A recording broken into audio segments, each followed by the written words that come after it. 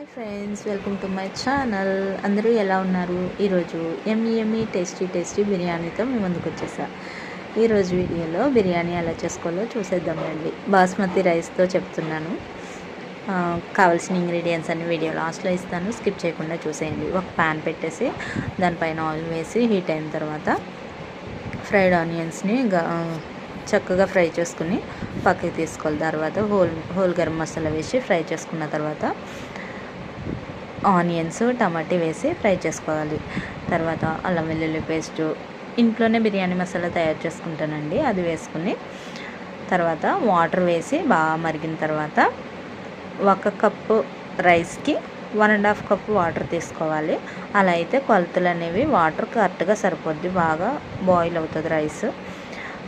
అలా ఇంట్లోనే ట్రై చేస్తే చాలా బాగా వస్తుందండి. ఒకసారి కొలతలతో ట్రై చేయండి. వీడియో నచ్చితే లైక్ చేసి షేర్ చేసి సబ్స్క్రైబ్ చేసుకోండి. Thank you for watching.